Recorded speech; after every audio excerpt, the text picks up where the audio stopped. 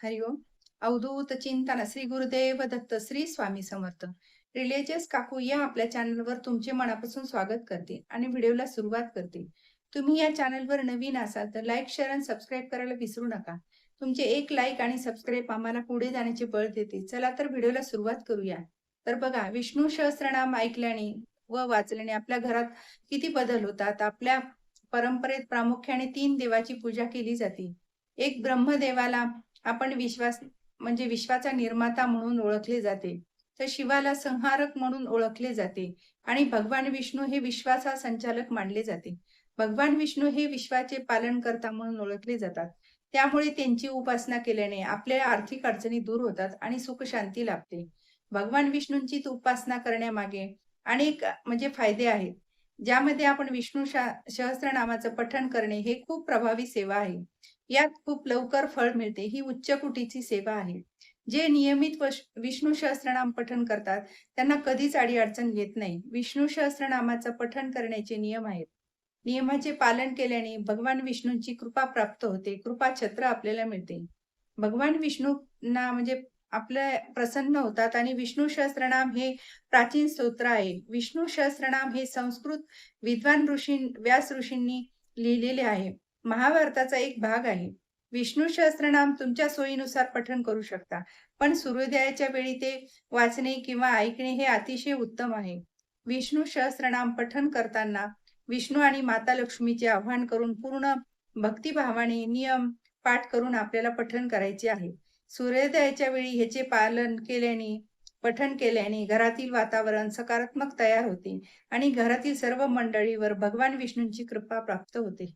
विष्णू सहस्त्रनाम पठण कोणतेही आपले ग्रहपीडा दोष नाहीसे करतात. म्हणजे वास्तुदोष नाहीसे होतात आणि रोज जर घरात विष्णू सहस्त्रनाम पठण केले तर आपल्या म्हणजे आयुष्यात येणारी सर्व अडथळे, संकटे हे नाहीसे होतात. सोबतच आरोग्यही चांगले लाभते.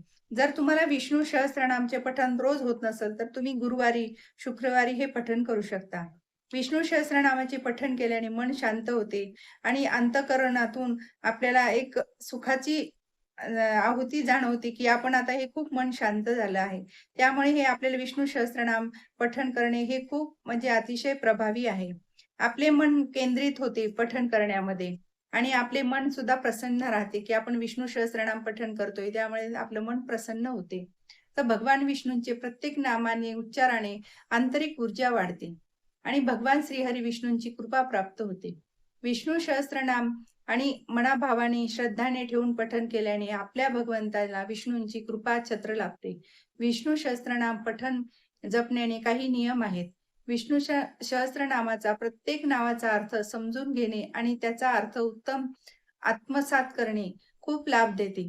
विष्णू सहस्त्रनाम तुम्ही तुमच्या सोयीनुसार कधीही पठण करू शकता किंवा हे पठण खूप तुम्हाला म्हणजे अ, अवघड जात असेल म्हणायला, तर तुम्ही मोबाईलवर सुद्धा लावून ऐकू शकता. हे खूप शुभ मानले जाते आहे. अधिक मासात तर हे फलदायी आहे सेवा. या स्तोत्राचे पाठ केल्याने अधिक मासामध्ये तुम्हाला अनंत पटीने याचे फळ मिळते. एकादशीला विष्णू सहस्त्रनाम पठण केल्याने साक्षात भगवंताचे दर्शन होते व 40 दिवस जर तुम्ही रोज 12 वेळा नियमित पठण केल्याने अशक्यचे शक्य अशा गोष्टी होतात. विष्णू सहस्त्रनामात एवढी पॉवर आहे, की ती खूपच म्हणजे आपल्याला पॉवरफुल विष्णू सहस्त्रनाम आहे. जर रोज जे पठण करतात त्यांना अनुभव आलेलेच असतील. त्यामुळे आपण सुद्धा त्यांचा अनुभव घेऊन हे रोज 12 वेळा पठण करायचे या अधिक महिन्यामध्ये.